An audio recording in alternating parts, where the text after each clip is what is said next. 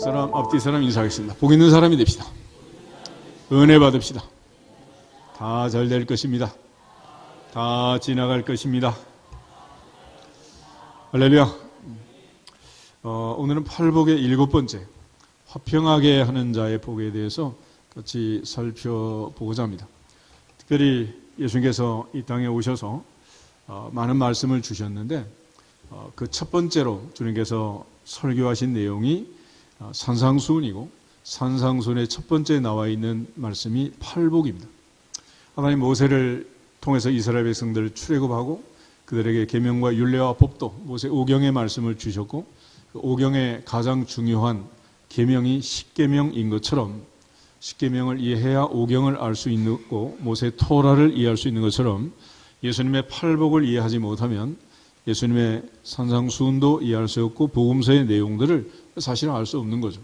그래서 예수님께서 여기서 이제 우리에게 주시는 이 일곱 번째 평화, 화평이라는 것. 특별히 이스라엘의 수도 예루살렘이라는 도시는 샬롬의 도시, 평화의 도시라는 평화. 그러나 하나님께서 그렇게 원하시고 이름을 평화, 화평이라고 지어줬지만 지금도 전쟁이 계속되는 도시, 이게 예루살렘입니다.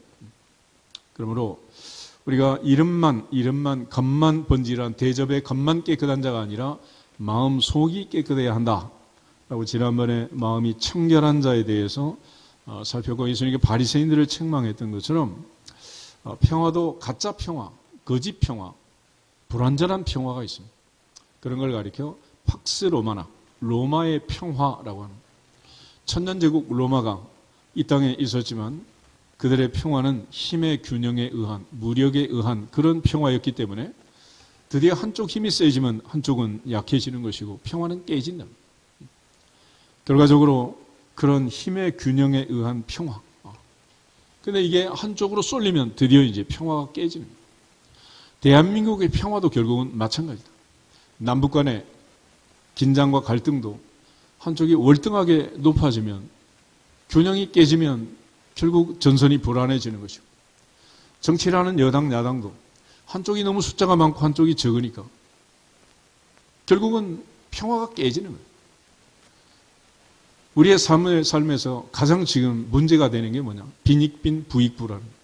한쪽은 너무 부자가 되고 한쪽은 너무 가난해지면 드디어 폭동이 일어나고 혁명이 일어나는 거죠. 깨지는 거예요. 이런 팍스 로마나 로마의 평화는 항상 불안한 평화, 완전하지 못한 거죠.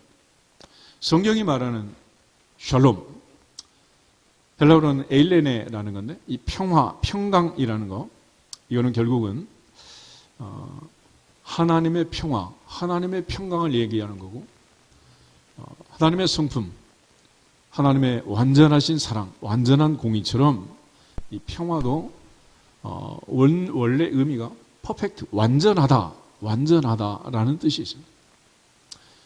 우리가 볼펜을 보면 맨 끝에 볼포인트가 있잖아요. 이 볼포인트를 만드는 것은 굉장한 기술이 요한다. 그럼 완전한 구가 돼야지 조금이라도 삐뚤삐뚤하면 안 되는 거죠. 이 완전 구, 볼포인트를 만들 수 있는 나라가 자동차도 만들고 비행기도 만들고 다 만드는 거예요. 이걸 못 만들면 안 되는 거죠. 베어링이 들어가서 돌아야 이게 기계가 도는 건데 그런 차원에서 우리가 완전함, 하나님의 평화, 완전한 평화가 우리 안에 있지 않으면 우리는 가짜 평화, 바리새인처럼 자기 의를 주장하는, 자기만 옳다고 주장하는 그런 가짜 평화에 시달리게 된다.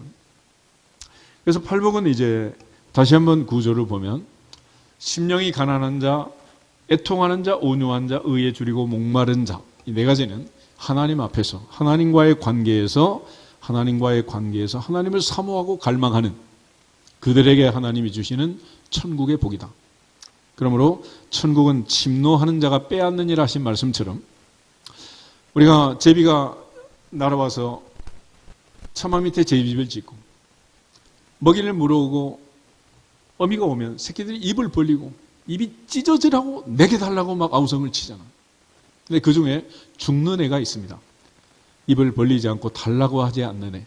걔는 죽는 거야, 결국. 죽을 수밖에 없어.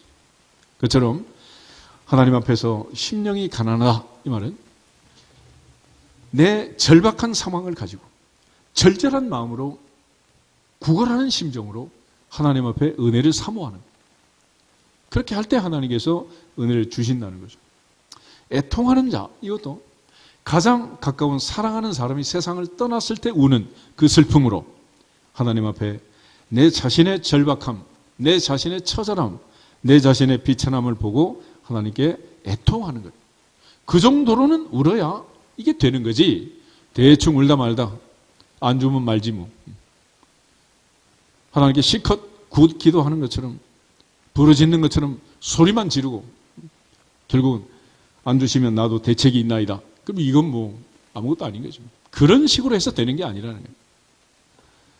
온유한 자는 복이 있나니 땅이 그들의 것이 된다. 그들이 기업을 받는다는, 이 온유라는 것도 예수님처럼 십자가에 죽기까지 겸손하고 온유하신 주님처럼 다 내려놓고 오른쪽을 치면 왼쪽을 돌려대고 속옷을 달라면 겉옷을 주고 다 아낌없이 나를 사랑하사 날 위해 자기 자신을 버리신, 모든 걸 다 포기하신 그 온유와 겸손, 자기를 비우심, 그렇게 할 때 우리는 땅을 영원한 기업으로 받는 새하늘과 새 땅에 들어가는 천국 백성이 된다.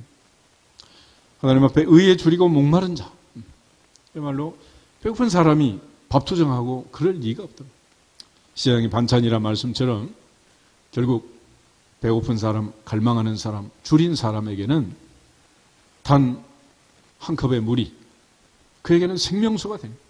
그처럼 사모하고 절절한 마음으로 우리가 주님을 섬겨야 되는데, 그런 마음이 없이, 기대감이 없이, 하나님에 대한 소망이 없이 그저 마당만 받고 지나가면 아무 관계가 없다. 그래서 팔복의 첫 번째는 하나님과의 대신 관계에서 갈망하고 사모하는, 애통하는 그들에게 하나님께서 천국의 복을 주신다라는 거예요. 그래서 심령이 가난한 자는 복이 있나니 천국이 그들의 것입니다. 그런데 이 천국이 그들의 것입니다라는 말을 반복 설명하는 거예요. 그들이 위로를 받을 것이다. 그들이 땅을 기업으로 받을 것이다. 그들이 배부를 것이다. 그래서 요한계시록 21장에 보면 천국은 아픔도 고통도 슬픔도 사망도 없고 하나님이 그들의 눈에 눈물을 닦아주시는 영원한 위로가 있는 곳, 그것이 천국입니다. 그러니까 천국이 그들의 것이다 라는 말과 그들이 위로를 받을 것이다 라는 말은 같다 다르다? 똑같은 얘기입니다. 똑같은. 그걸 한 번도 두 번도 아니고 지금 8번을 얘기하는데, 그렇게 하나님 앞에서 은혜를 받은 자는 거저 받았으니 거저 주어라 하신 말씀처럼 5절부터 8절까지 사람에 대해서 내가 사람을 대할 때 그렇게 할 수밖에 없다는 거예요. 이런 번씩 7번 진짜로 용서를 받았으면 10,000달란트 탕감 받은 자가 100데나리온 빚진 자를 용서하지 못한 것처럼 싸우겠냐는 거예요. 그럴 수는 없는 거 아니겠어요? 궁극적으로 내가 얼마나 많은 은혜를 받았는가라는 것을 3절부터 6절이 가르쳐줘요. 모태에 태어나서 아무것도 가져온 것이 없이 이 세상에 왔지만 누구 말대로 노랫말 가사처럼 옷 한 벌은 건졌잖아. 그렇지만 옷 한 벌만 건진 거야. 지금까지 살아온 세월만큼 굶어 죽지 않고 이 추운 겨울에도 내 발로 걸어올 수 있을 만큼 건강하고 앞으로도 다 죽어도 나는 100살까지 살 거다라고 하나님이 허락하신 자신감 속에서 살고 있으면 감사해야죠. 그렇게 진짜 은혜를 받았으면 첫째가 뭐냐? 긍휼을 베푸라는. 내가 너희를 사랑한 것 같이 너희도 서로 사랑해라. 만약 너희가 서로 용서하지 아니하면 하늘에 계신 너희 아버지도 너희 허물을 사하지 않을 것이다. 그래서 우리가 하나님의 은혜를 받은 사람의 첫 번째 특징은 긍휼을 베푸는 건데, 이게 바로 측은지심, 측은지심. 불쌍하다. 불쌍하다. 불쌍히 여길 줄 알아. 그러니까 어느 순간 남편이 불쌍하면 이혼하자는 말 하겠어? 못 살겠단 말 하겠냐고. 어느 순간 아내가 불쌍하면 다른 마음이 들겠어요? 어느 순간 아들, 딸이 불쌍하면 딸내미하고 싸우겠어. 하나님께서 우리를 긍휼히 여기신 그 긍휼하심이 우리 가운데 오는 거고, 주님이 이 땅에 오셨을 때 목자 없는 양같이 유리하는 그 백성들을 보고 불쌍히 여기셨다. 긍휼히 여기셨다. 주님께서 그 많은 병자를 고치시고 밤이 맞도록 한 사람도 빼지 않고 다 고쳐주신 것은 그들을 어떻게 여긴 거요? 불쌍히 긍휼히 여기신 거예요. 그렇게 긍휼히 여기는 자가 또 영원한 긍휼하심을 받고 천국에 들어갈 것이다. 그래서 천국은 어떤 자가 들어가느냐? 또 하나님의 은혜로 긍휼히 여김을 받는 자만 가는 곳이다. 그러므로 내가 의로워서, 내가 잘나서, 내가 행한 게 많아서 그런 게 아니고 사도 바울처럼 모든 사도보다 더 많이 사역을 하고 봉사를 하고 수고를 했지만 그것도 내가 아니고 나와 함께 하신 하나님의 은혜다라는 것을 깨닫는 그 사람의 것이 천국이다. 마음이 청결한 자 복이 있나니 하나님이 그들의 하나님이 되고 그들은 하나님을 볼 것이다. 진정으로 야곱이 야복 나루터에서 하룻밤 회개하고 환도뼈가 부러지고 20년 동안 눈 붙일 겨를이 없이 아버지를 속이고 형을 속이고 라반을 속이고 모든 사람을 속이고 살았던, 그리고 끌어모은 소떼와 양떼 두 떼로 나누고 한 떼를 치면 그래도 한 떼는 건져야 되지 않겠느냐 하는 마지막도 물질에 대한 소망을 붙들고 하나님께 기도했지만은 하나님 그것을 내리치는 순간 한순간에 다 없어질 걸 알고 천사의 옷자락을 붙들고 내게 축복하지 아니하면 보낼 수 없습니다. 하나님이 복 주시지 않으면 이 복이 내 것이 될 수 없고 누릴 수 없다는 사실을 깨달은 적과 꿀이는 가난의 복은 하나님이 주신 것이고 하나님께서 누리게 하실 때 누리는 거지, 거두어 가시면 아무것도 남는 게 없다. 오늘 밤 끝날 수도 있다. 그런 차원에서 하룻밤 하나님께 눈물로 회개하고 그리고 그 다음날 분열의 아침 하나님의 얼굴이라고 그 땅 이름을 바꾸고 그러고 나서 에서를 보는데 놀랍게 야곱에서 이런 말이 나오는, 내가 형님을 보니 누구를 본 것 같다고? 하나님을 본 것 같다. 20년 동안 자기를 죽이려는 형, 그야말로 도저히 화해할 수 없는 그 형의 얼굴에서 뭘 봤다고? 하나님의 얼굴을 봤다니까. 하나님의 얼굴. 그래서 우린 영원한 천국에 가서 얼굴과 얼굴을 마주 대하여 하나님을 보겠지만 지금 은혜를 받은 자, 지금 복 있는 사람, 형제자매의 얼굴에서 누구를 본다? 하나님을 본다.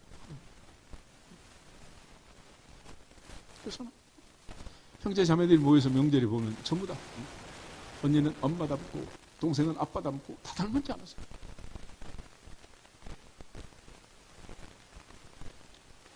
진정으로 하나님의 자녀는, 천국의 백성은 하나님을 보는 그 영안이 열려지게 됩니다.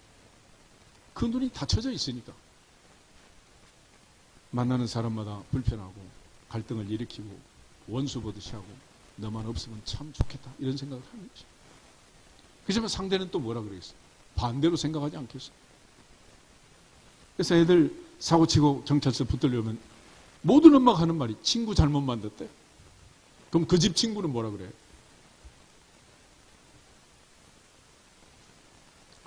오늘 이제 7번째로 화평하게 하는 자는 복이 있나니 그들이 하나님의 아들이라 일컬음을 받을 것이며 그랬습니다. 우리 며칠 사이에 화평이 깨진 대한민국 안에서 모든 사람이 불안하고 불편한 24시간 뉴스에서 계속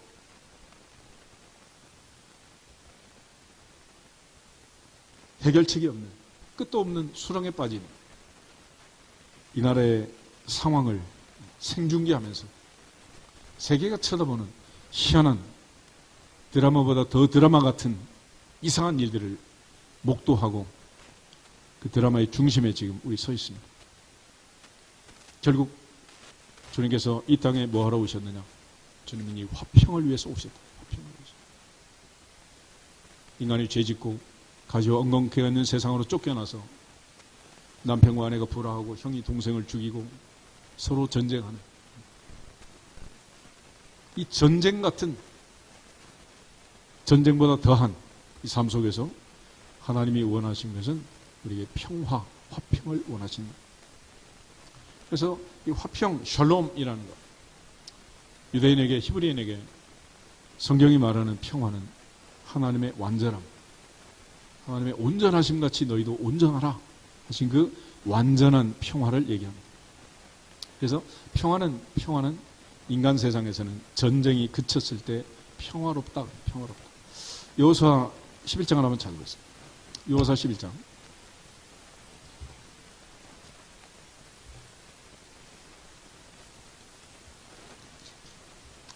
여호수아가 가나안을 정복할 때 가나안의 평화가 찾아오게 됩니다.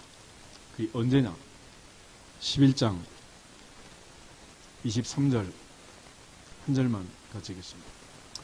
이와 같이 여호수아가 여호와께서 모세에게 말씀하신 대로 그 온 땅을 점령하여 이스라엘 지파의 구분에 따라 기업으로 주매 그 땅에 전쟁이 그쳤더라. 아멘. 뭐가 그쳤다고? 전쟁이 그쳤다. 평화가 찾아오다. 전쟁이 그쳐야 평화가 찾아온다. 그러므로 총칼을 들고, 눈에 보이는 총칼을 들고 싸우는 건 오히려 뺏으면 되는 거죠. 마음의 칼을 품고 원한을 가지고, 분노를 가지고, 복수심을 가지고 싸우는 것은 어떻게 하면 좋겠죠? 결과적으로 이 전쟁이 그쳐야 한다. 평화는 전쟁이 그치는 거예요. 가정이 평화하고, 나라가 평화하고, 교회가 평화하고, 전부 다 이 전쟁이 그쳐야 돼요. 사도 바울은 하나님의 전신갑주를 입고 성령의 공부고 하나님의 말씀을 가지고 모든 어둠의 영들과 싸워야 한다라고 말합니다. 우리를 사랑하신 이로 말미암아 우리가 넉넉히 이긴다라는 표현들을 통해서 우리는 지금 전쟁 상태에 있다. 늘 좀 영적 전쟁을 치르고 있다는 것을 강조하고 있는 것입니다. 여호수아 14장 15절 한번 더 보시죠.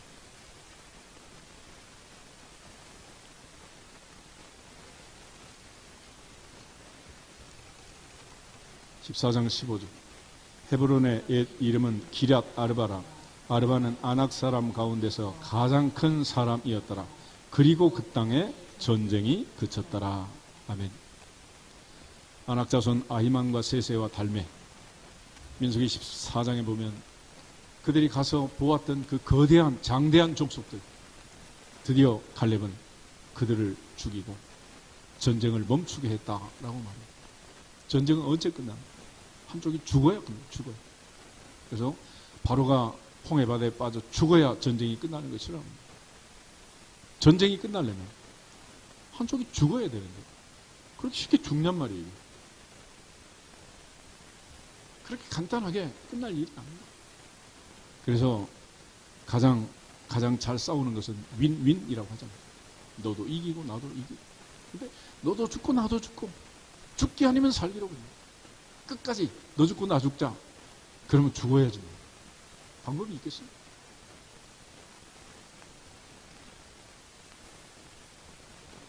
그런 차원에서 개인의 삶에도 서로 화해하고 화목한 것이 평화라고 합니다. 시편 133편을 한번 보시죠. 시편 중에 가장 아름다운 시편, 평화로운 시편, 하나님이 기뻐하는 시편이 있는데 시편 133편입니다. 다시 한번 읽겠습니다. 보라, 형제가 연합하여 동거함이 어찌 그리 선하고 아름다운 것. 머리에 있는 보배로운 기름이 수염 곧 아롬의 수염에 흘러서 그의 옷깃까지 내림 같고 헐몬의 이슬이 시온의 산들에 내림 같도다. 거기서 여호와께서 복을 명령하셨나니 곧 영생이로다. 아멘. 형제가 연합하여 동거함이 어찌 그리 선하고 아름다운 고. 모세가 아론을 세워 대제사장을 삼고 그에게 기름을 부어 이스라엘의 대제사장이 되게 했던 것처럼 형제가 연합하여 동거함이 어찌 그리 선하고 아름다운 고. 형제가 동거하여 선하고 아름다운 그 형제 사이에 헐몬산의 이슬이 시온의 산들에 내림같이 3절 끝에 가면 여호와께서 명령했다. 뭘 명령했다고? 복을. 복아 그 집에 임할지어다.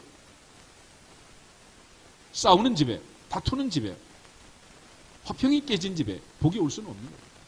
그러므로 복을 받고 싶으면 싸워라, 화해해라? 화해해라. 평화하라. 그래야 복을 받는 거지. 하나님이 아무리 복을 부어도 다투고 싸우는 집에는, 평화가 없는 집에는 복이 임할 수가 없는 것입니다. 그런 차원에서 하나님이 주신 그 은혜와 평화의 시대, 그 시대를 상징하는 게 바로 샬롬의 시대, 예루살렘의 시대, 솔로몬의 시대라는 거예요. 열왕기상 4장을 한번 찾아보시죠. 열왕기상 4장. 솔로몬의 시대가 행복했던 이유, 왜 그랬을까? 4장 25절 한 절만 먼저 읽겠습니다. 25절. 솔로몬이 사는 동안에 유다와 이스라엘이 단에서부터 브엘세바에 이르기까지 각기 포도나무 아래와 무화과 나무 아래에서 평안히 살았더라. 아멘. 솔로몬의 시대가 행복한 것은 단에서 브엘세바까지, 백두에서 한라까지 온 민족이, 모든 백성이 다 같이 어떻게 살았다? 평안히 살았다. 평안히 살았다. 평안히 살았다. 그래서 환자도 평안하다 그럴 때는 집안에 누가 있어? 여자 말고 엄마가 있는 거야. 집안에 엄마가 있어야 편하지.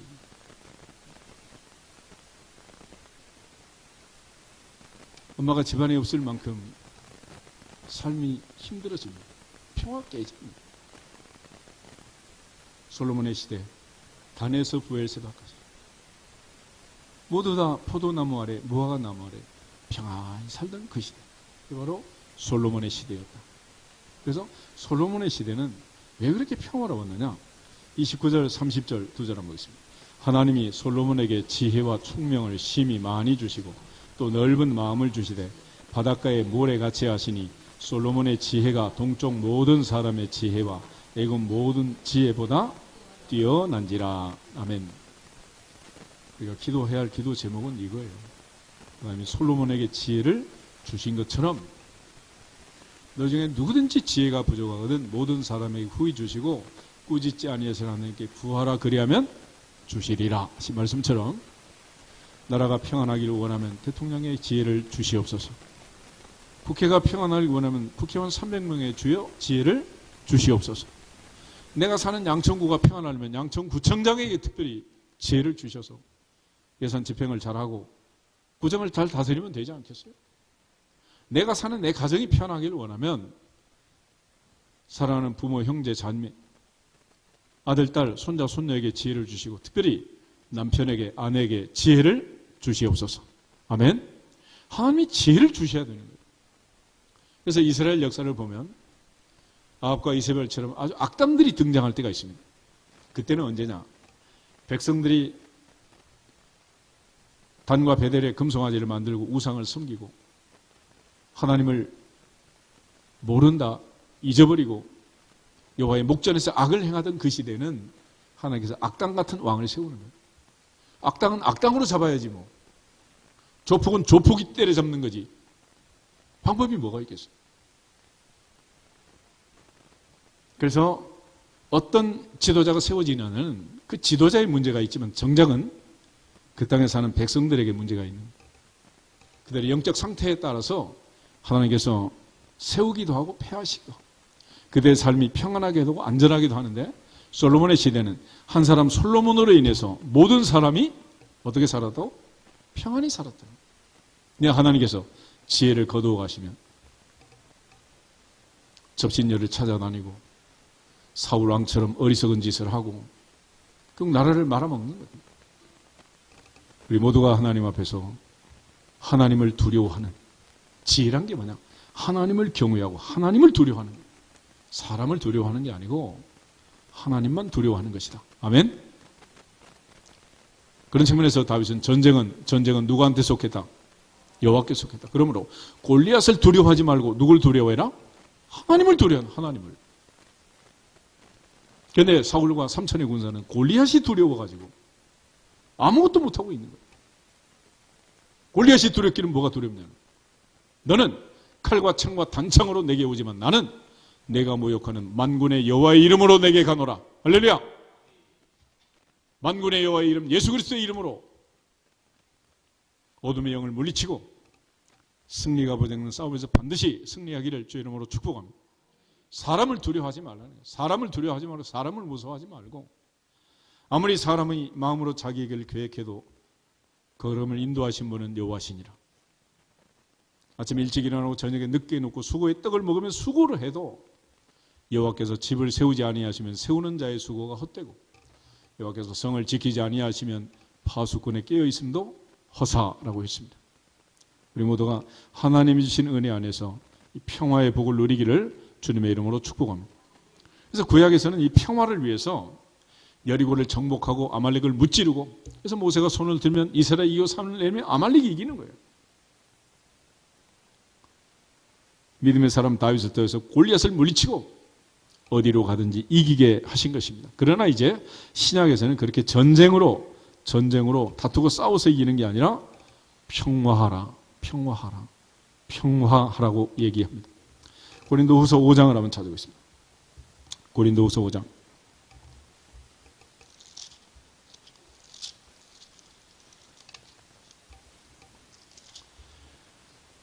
20절 21절 두 절을 보겠습니다. 그러므로 우리가 그리스도를 대신하여 사신이 되어 하나님이 우리를 통하여 너희를 권면하시는 것 같이 그리스도를 대신하여 간청하노니 너희는 하나님과 화목하라. 하나님이 죄를 알지도 못하신 이를 우리를 대신하여 죄로 삼으신 것은 우리로 하여금 그 안에서 하나님의 의가 되게 하려 하심이라. 아멘. 성경은 먼저 누구하고 화목해라? 하나님하고 하나님과. 먼저 하나님과 화목해라. 하나님과 화목하지 않는 자가 사람하고 화목할 수 있겠느냐?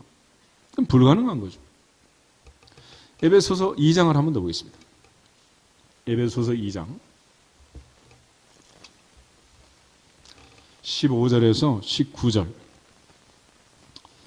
15절 법조문으로 된 계명의 율법을 폐하셨으니 이는 이 둘로 자기 안에서 한 새 사람을 지어 화평하게 하시고 또 십자가로 이 둘을 한 몸으로 하나님과 화목하게 하려 하심이라. 원수된 것을 십자가로 소멸하시고 또 오셔서 먼 데 있는 너희에게 평안을 전하시고 가까운 데 있는 자들에게 평안을 전하셨으니 이는 그로 말미암아 우리 둘이 한 성령 안에서 아버지께 나감을 얻게 하려 하심이라. 아멘. 죄인이 하나님께 나갈 수 없는 에덴에서 쫓겨난 이 죄인들을 하나님 앞에 나오도록 하기 위해서 주님은 이 땅에서 우리의 죄값을 지불하시고 하나님과 우리 사이에 가로막고 있는 죄의 담장을 허시고 하나님과 우리를 화목하게 하셨다. 그 화목하게 하시는 그 하나님의 은혜를 받고 먼 데 있는 자 가까운 데 있는 자 모든 민족이 열방이 하나님 가까이 나와서 평안을 누리도록 이 평안의 복음을 전했다. 주님의 십자가는 우리에게 평안을 주기 위함, 평화를 주기 위한 하나님의 특단의 조치라는 것을 알 수 있습니다. 야고보서 3장을 한번 더 보겠습니다. 야고보서 3장을 보면 하나님이 주시는 지혜가 있어요. 세상 지혜가 아니라 하나님이 주시는 지혜.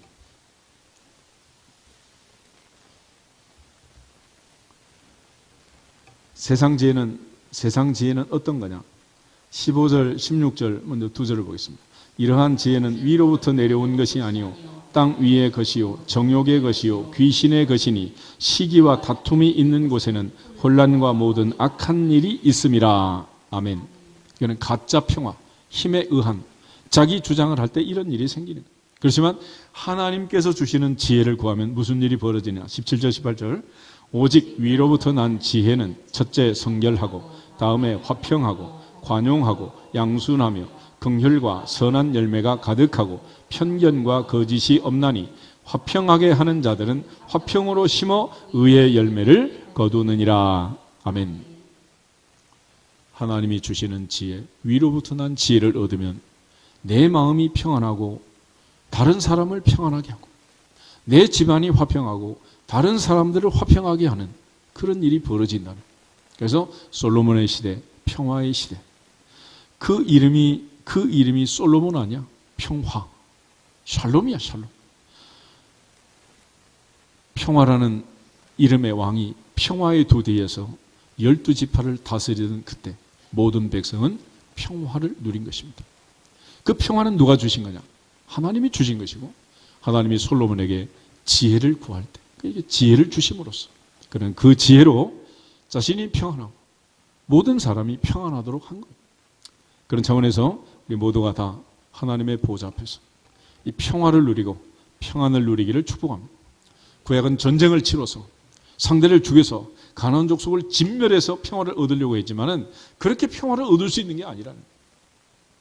아직까지도 팔레스틴을 죽이지 못하고 아직까지도 전쟁을 치르고 있잖아요. 그래서 오는 예루살렘의 평화가 아니고 예수님이 주시는 평화는 십자가에 죽기까지 복종하시고 하나님과 우리 사이의 불편한 이 관계를 청산함으로써 우리가 하나님께 나와서 하나님이 주시는 평화, 하나님의 평화를 얻는 그런 삶을 약속하고 있는 것입니다.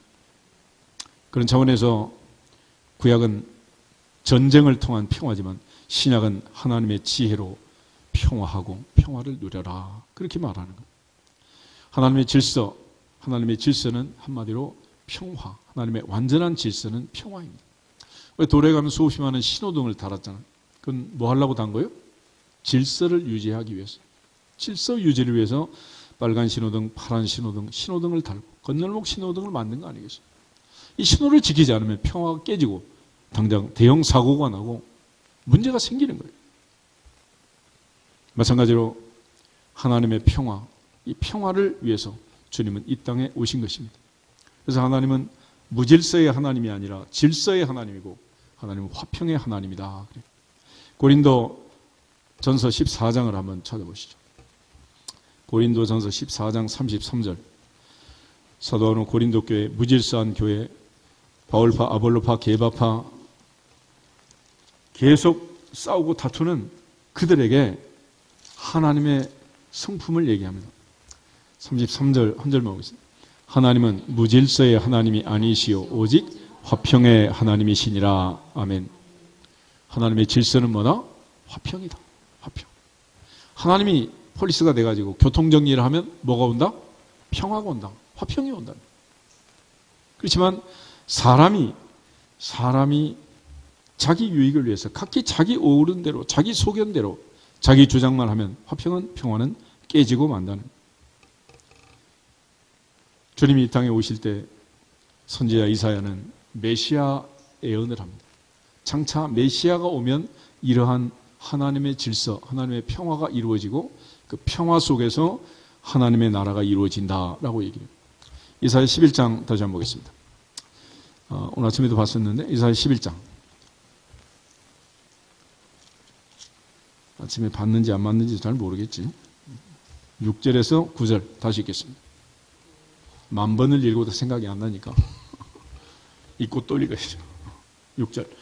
그때의 이리가 어린 양과 함께 살며 표범이 어린 염소와 함께 누우며 송아지와 어린 사자와 살찐 짐승이 함께 있어 어린아이에게 끌리며 암소와 곰이 함께 먹으며 그것들의 새끼가 함께 엎드리며 사자가 소처럼 풀을 먹을 것이며 젖먹는 아이가 독사의 구멍에서 장난하며 젖된 어린아이가 독사의 굴에 손을 넣을 것이다.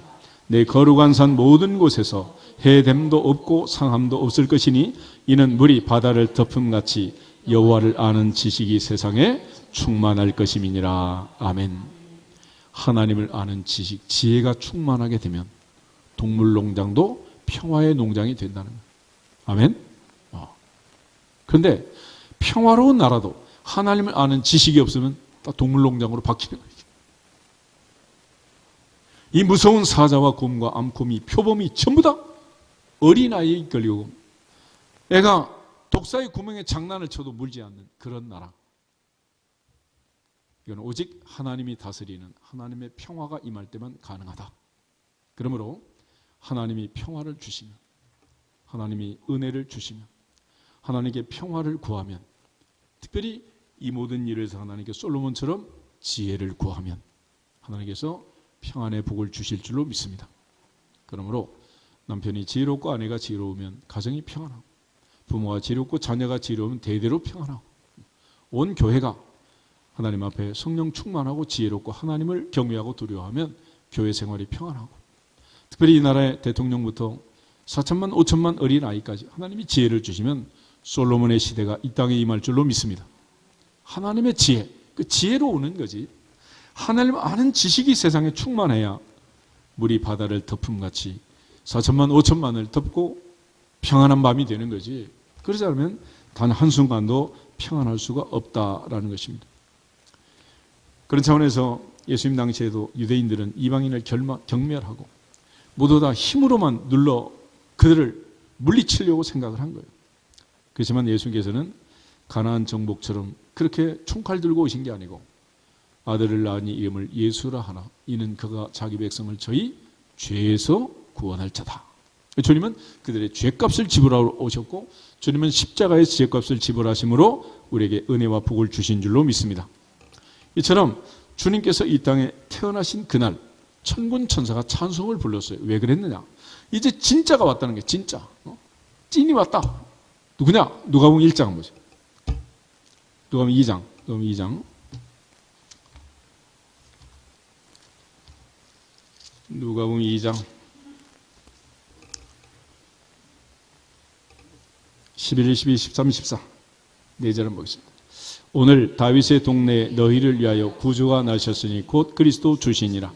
너희가 가서 강보에 쌓여 구에 누워있는 아기를 보리니 이것이 너희에게 표적이더라 하더니 후련히 수많은 천군이 그 천사와 함께 하나님을 찬송하여 이르되 지극히 높은 곳에서는 하나님께 영광이요 땅에서는 하나님이 기뻐하신 사람들 중에 평화로다 하니라. 아멘.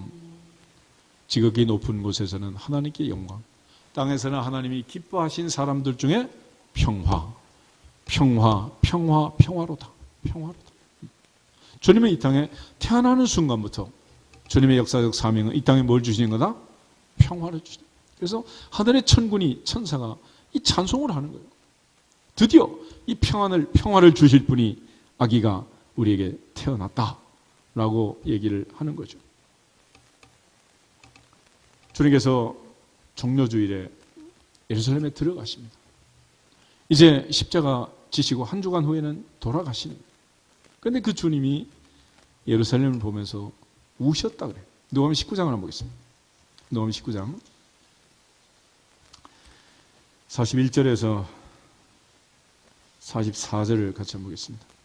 41절 누가복음 19장 41절 가까이 오사 성을 보시고 우시며 이르시되 너도 오늘 평화에 관한 일을 알았다라면 좋을 뻔하였거니와 지금 내 눈에 숨겨졌도다. 날이 이를지라 내 원수들이 토둔을 쌓고 너를 둘러 사면으로 가두고 또 너와 및 그 가운데 있는 내 자식들을 땅에 메어치며 돌 하나도 돌 위에 남기지 아니하리니 이는 내가 보살핌을 받는 날을 알지 못함을 이남이니라 하시니라. 아멘. 주님은 다가올 예루살렘의 멸망을 보면서 우셨어요. 주님이 눈물로 호소했던 그 평화를 모르던 예루살렘은 주님을 십자가에 못 박고 AD 70년 로마의 티투스가 결국 예루살렘을 멸망시키고 성전이 무너지고 그때부터 헤롯 성전은 동쪽의 벽, 동곡의 벽이라고 그러잖아요. 그 벽만 남아있고 지금도 예루살렘은 많은 사람들이 돌담 사이 틈새에다가 기도 제목 넣어가지고 집어넣고 기도한다고 벽 붙들고 그 난리를 치고 있는 거예요. 하나님의 평화, 진정한 평화, 완전한 평화, 평화의 도시 예루살렘이 그 평화에 관한 일을 알지 못하고 그 평화가 그들의 눈에 숨겨졌다. 진정한 평화가 무엇인지, 어떻게 평화가 오는지 하나님 앞에 지혜를 구하고 솔로몬이 하나님의 지혜로 모든 백성이 평안하게 살았던 그 시대처럼 드디어 우리의 진정한 평화의 주인이신 예수님, 우리에게 평화를 주시러 오십니다. 예수를 믿고 교회를 다니고 신앙생활을 한다는 것은 하나님의 평화를 누리기 위해서입니다. 기도하는 것도 마찬가지예요. 아무것도 염려하지 말고 다만 모든 일에 기도와 간구로 너희 구할 것을 감사함으로 하나님께 아뢰라. 그리하면 모든 지각에 뛰어난 하나님의 평강이 하나님의 평강이 그리스도 예수 안에서 너희 마음과 생각을 지키시리라. 그러므로 오늘도 하나님께 예배하고 찬양하고 기도하고 말씀을 듣고 우리의 마음이 하나님의 평강으로 충만하기를 주 이름으로 축복합니다. 그 하나님의 평강, 이게 우리의 삶의 가장 중요한 종착역이고 하나님께서 우리에게 주시기 원하시는 가장 큰 복이 은혜와 평강이다. 그래서 화평하게 하는 자가 하나님의 아들이라는 것입니다. 주님께서 부활하신 이후에 제자들을 찾아오셔서 바로 이 평강을 선포하는 요한복음 20장 한번 보겠습니다. 요한복음 20장 성탄절에 주님 태어날 때 천군 천사가 하늘에서는 하나님께 영광, 땅에서는 기뻐하심 입은 사람 중에 평화를 외쳤는데 주님 부활하시고 그들을 찾아오셔서 19절 빨간 글자로 이렇게 되어 있죠. 그들 가운데 서서 너희에게 뭐가 있어라? 평강이 있을지어다. 너희에게 평강이 있을지어다. 21절 예수께서 또 이르시되 너희에게 뭐가? 평강이 있을지어다. 한 주간 뒤에 다시 오셔서 26절 여드레를 지나서 예수께서 가운데 서서 이르시되 너희에게 뭐가 있어라? 평강이 있을지어다. 할렐루야. 주님은 이 땅에서 사시면서도 이 땅에 태어나실 때도 부활하신 다음에도 우리에게 뭐가 있을지어다? 평강이 있을지어다. 그래서 대제사장의 축복 기도가 그건 거예요. 여호와는 내게 복을 주시고 너를 지키시기를 원하며 여호와는 그의 얼굴을 내게 비치사 은혜 베푸시기를 원하며 여호와는 그 얼굴을 내게로 향하여 드사 평강 주시기를 원하노라. 평강 주시기를 원하노라. 평강 주시기를 원하노라. 이 평화를 깨뜨리는 이 모든 어둠의 세력을 물리치고 우리 모두 하나님의 지혜로 평강, 평화, 화평을 되찾을 수 있기를 주님의 이름으로 축복합니다. 주님의 사역은 한마디로 이 땅에 사는 동안 평화, 평강을 외친 겁니다. 사도행전 10장 장을 한번 보고 있습니다. 사도행전 10장을 보시면 베드로가 고넬료의 집에서 설교하면서 마지막 내린 결론, 예수님의 사역에 대한 말씀들인데 그중에 36절에서 38절을 한번 보겠습니다. 만유의 주 되신 예수 그리스도로 말미암아 화평의 복음을 전하사 이스라엘 자손들에게 보내신 말씀 곧 요한이 그 세례를 반포한 후에 갈릴리에서 시작하여 온 유대에 두루 전파된 그것을 너희도 알거니와 하나님이 나사렛 예수에게 성령한 능력을 기름 붓듯 하셨으며 그가 두루 다니시며 선한 일을 행하시고 마귀에게 있는 모든 사람을 고치셨으니 이는 하나님이 함께 하셨습니다. 아멘. 하나님이 함께 하시는 모든 질병과 병마가 떠나가는 그 결과는 화평의 복음이다. 하나님 이 화평의 복음을 전하러 예수 그리스도 보내고 주님 이 땅에 이 복음을 전하러 오셨고 마지막까지 우리가 평강, 평화, 평안을 누리기를 원하신 것입니다. 궁극적으로 평화를 잃어버리면 끝나는 거예요.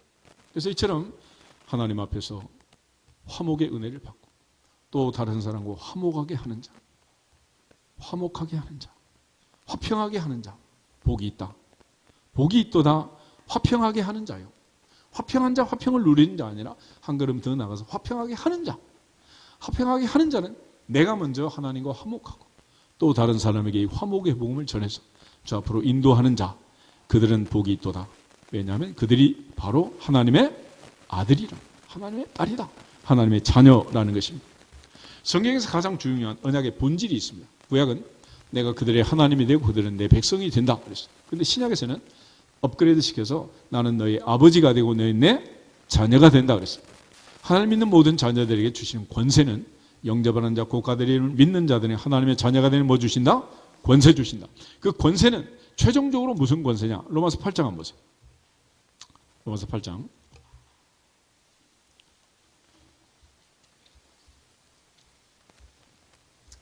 14절에서 17절 보겠습니다. 14절 무릇 하나님의 영으로 인도함을 받는 사람은 곧 하나님의 아들이라.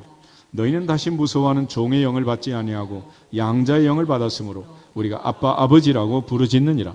성령이 친히 우리의 영과 더불어 우리가 하나님의 자녀인 것을 증언하시나니 자녀이만 또한 상속자 곧 하나님의 상속자요 그리스도와 함께한 상속자니 우리가 그와 함께 영광을 받기 위하여 고난도 함께 받아야 할 것이니라. 아멘. 마지막 자녀이면 상속자다. 하나님의 상속자, 그리스도와 함께한 상속자, 천국의 상속자. 마침내 하나님의 아들은 종착역이 어디다? 천국이라는 천국. 그러니까 하나님의 아들이라 일컬음을 받을 것이며 라는 말하고 심령이 가난한 자는 복이 있나니 천국이 그들의 것입니다 라는 말은 같은 말이다, 다른 말이다? 같은 말이에요. 하나님 우리에게 천국을 주기 원하시고 내 아들 자딸이 아버지의 집으로 천국으로 돌아오기를 원하시는 그런 차원에서 주님은 화평, 평화를 원하고 계십니다. 궁극적으로 성령의 역사로 우리가 아버지의 나라에서 영원히 왕노릇한 천국의 복을 누리기 위해서 주님의 이 땅에 오셔서 팔복의 말씀을 주시고 화평하게 하는 자는 복이 있나니 그들이 하나님의 아들이라 일컬음을 받을 것이다 라고 말한 것입니다. 평강의 하나님은 우리에게 평화의 직분을 주시고 천국의 복을 주기를 원하시는 거예요. 고린도서 5장 17절부터 19절을 한 번 더 읽겠습니다. 고린도전서 5장